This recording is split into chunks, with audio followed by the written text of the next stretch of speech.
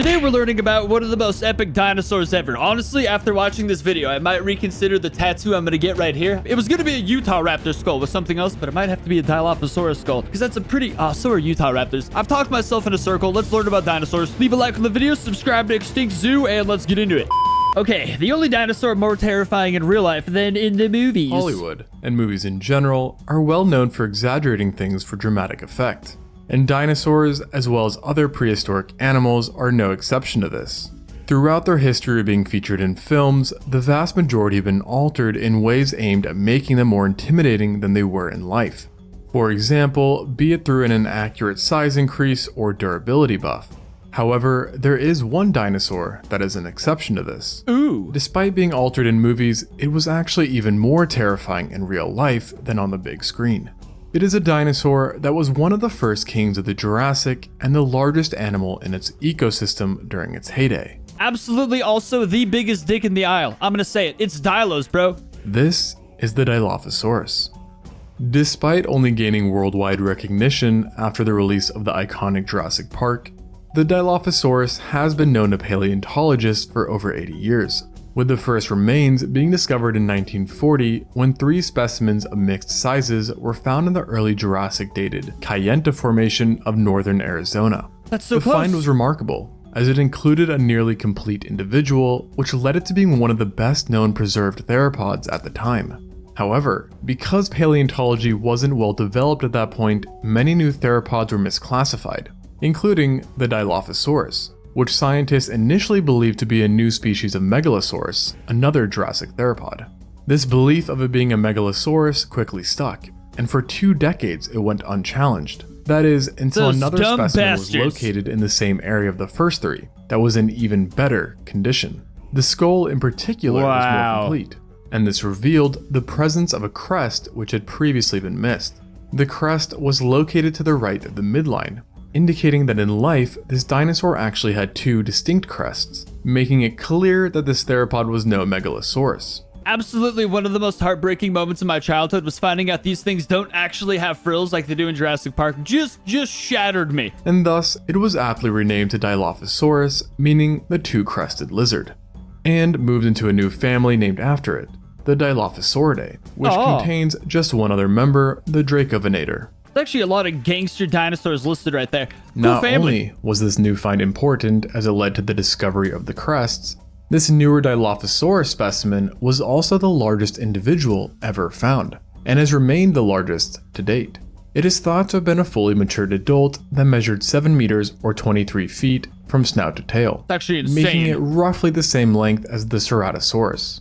Despite being the same length, the Dilophosaurus did sport a more hollow skeleton and agile build, resulting in it being lighter, with paleontologists believing it to have weighed about 400 kilograms or 880 pounds, Jesus. which is comparable to the weight of a brown bear. While this doesn't make the Dilophosaurus as large as later theropods, it does still make it the largest known North American land animal during the early Jurassic. I like how it's big enough to just like effortlessly slaughter me, so you don't get that Jurassic Park Nedry book situation going where it disembowels him, and then I guess you would still get your head chomped down on. And many times larger than the Dilophosaurus featured in the Jurassic Park movies. I would love to have that which as were a pet, bro. downsized in order to avoid confusion with the Velociraptor.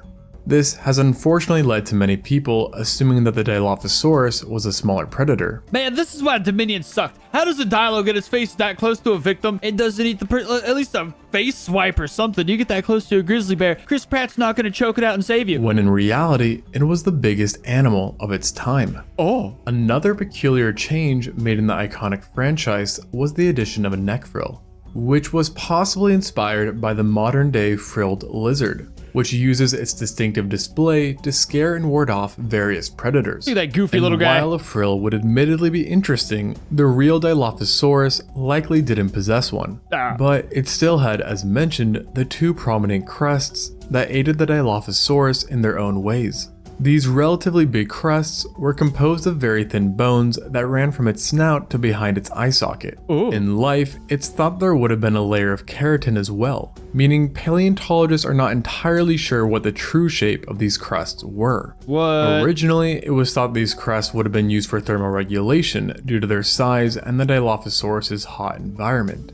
However, now most agree that these crests' true purpose was likely for individual recognition or sexual selection. That's so funny. That's all nature really is. Where it's like, this body part must be for this or this, and then in the end, it's always just to get laid. That's all it ever is. As the crests appear to have been highly varied in appearance and size between each individual Dilophosaurus. For some time, the idea of the Dilophosaurus using its crest as a battering ram against prey and competitors was also considered. I don't know about that. I feel like that would shatter. It just doesn't seem like a very battering ram shape. But this conjecture is today widely unsupported, as the crests were extremely fragile in nature. Although, thankfully for the Dilophosaurus, it had an array of other features that allowed it to deal with prey and competitors, with perhaps the most important weapon being its vicious jaws. The jaw and subsequently the skull were both proportionally large for its body, sometimes accounting for 10% of its entire length.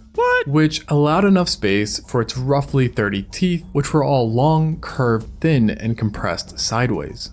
Additionally, each tooth possessed numerous serrations, with sometimes over 70 serrations being split amongst the front and back. That's why they suck so much in the aisle. These they bite you and you're done. Allowed the Dilophosaurus to easily cut through flesh, incurring rapid blood loss and death to the unfortunate animals it preyed upon. But exactly what animals were its victims is a question that's been up to debate for a long time. One reason for this is its unique gap located at the front of its skull, which made paleontologists first believe that the Dilophosaurus had a weakly built skull that would crack under high pressure, thus leading to the idea that it was a scavenger that used a weak bite to carefully dissect carrion, or would rather only hunt small creatures in its habitat. The belief that the Dilophosaurus being a weak biter also helped to create the later notion that it was actually a piscivorous hunter. Other evidence of it being a fish specialist included its teeth forming an interlocking rosette shape towards the end of the jaws, which is similar to the pattern seen in the Spinosaurids, which are known to have preyed on fish, as well as the gharial, a living crocodilian that is known to eat the most fish out of any croc. However, despite all the evidence, the belief that the Dilophosaurus specialized in fish and had a weak bite are now both considered likely debunked, as new research has shown that the gap that was once thought to be weak was actually immobile and extremely robust in life, allowing the Dilophosaurus to endure high forces while clamping down into struggling prey. Its size was another indication that it hunted larger terrestrial animals, as it was by far the largest predator around at the time, leading paleontologists to suspect that it grew larger than others as an adaptation specifically designed for killing big animals. And some very strong evidence of this comes from the coexisting Ceratosaurus. This was a basal sauropodomorph that was about half the size of the Dilophosaurus, and has shown signs of being preyed upon by this vicious theropod. Specifically, the holotype, located in 2018, bore various bite marks all across the body that matched those of the Dilophosaurus, and were far too large to have come from any other known predator in the area.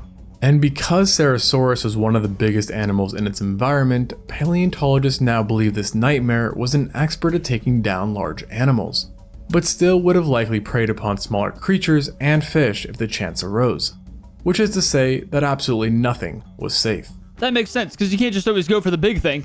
And its bite wasn't the only weapon to be feared, as the Dilophosaurus also had potent arms that were just as deadly as its jaws. Oh no way, talk a big jaw game and then say they were relatively long, yet still surprisingly strong thanks to deep pits that allowed for muscle and ligament attachment. Along with its strength, the arms were also highly flexible and equipped with 3 well-developed claws each, with the first one being much larger than the other 2. These claws, combined with its strength, allowed the Dilophosaurus to use its arms to prevent prey from escaping and inflict further damage through various slashing motions. With that photo right there, it looks like the Nergigante of dinosaurs. Which is one more reason for wanting to avoid the Dilophosaurus during the early Jurassic. And again, to the dismay of coexisting creatures, the Dilophosaurus's toolbox doesn't just end with its claws, as it also had another quite foolproof way of capturing prey despite being on the heavier side. And no, unfortunately, this technique of catching prey did not involve spitting venom to blind them as seen in Jurassic Park. Rather, it was simply a speed demon that would run prey down. The agileness of this theropod was demonstrated by its highly developed legs, lighter frame, and the presence of fleshy air sacs. These air sacs grew in its vertebrae and created unidirectional breathing, a trait seen in birds and crocodiles. This indicates that it likely had a high metabolic rate and level of activity, hinting that it was a swift hunter. And if its agility, bite, jaws, and size were not enough to completely dominate its ecosystem, there is also a chance that the Dilophosaurus was a pack hunter. This stems from the original find of its I kind of always assumed they were, you know what I mean? Specimens were all found right next to each other, leading some to believe that they lived and hunted in packs. But if this was the case, paleontologists think that 3 individuals may have been the limit, which is due to this theropod being the giant of its homeland. Hence, it would be quite difficult to sustain more than 3 individuals.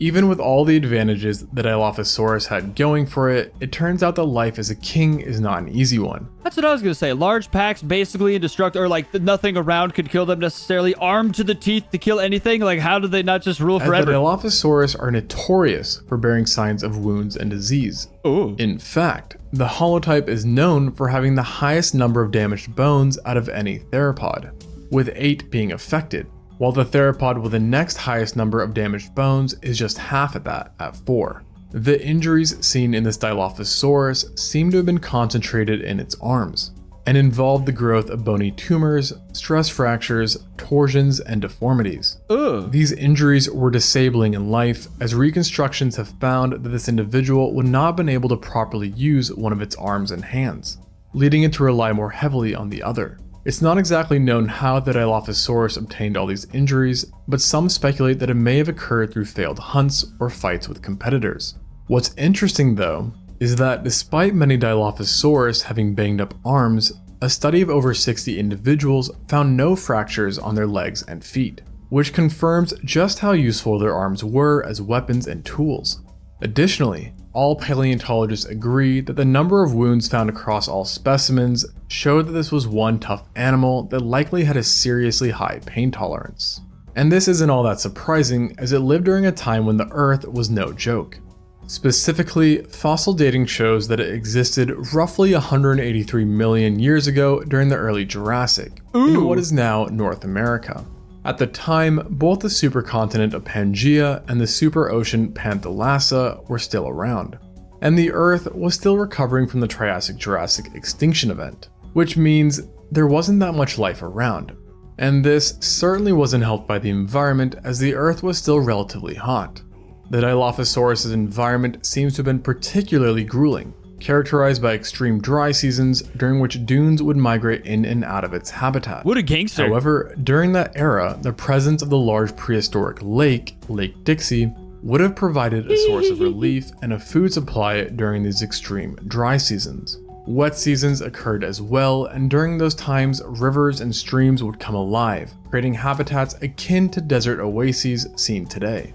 Despite its harsh environment and the fairly recent extinction event, the Dilophosaurus was by no means alone, and it was even joined by other dinosaurs, such as the previously mentioned Ceratosaurus, as well as others including the Meganosaurus, Kayentavenator, and Scuttleosaurus. Scuttle. Non-dinosaurs were also present, and were represented by various hybodont sharks, bony fish, lungfish, lizards, and salamanders. Other animals also included the Prosalurus, Eocaecilia, Kayentachelys, the crocodilomorphs, Chalceosuchus, Eonematocosuchus, Kayentasuchus, Protosuchus, and the pterosaur Ramphinion.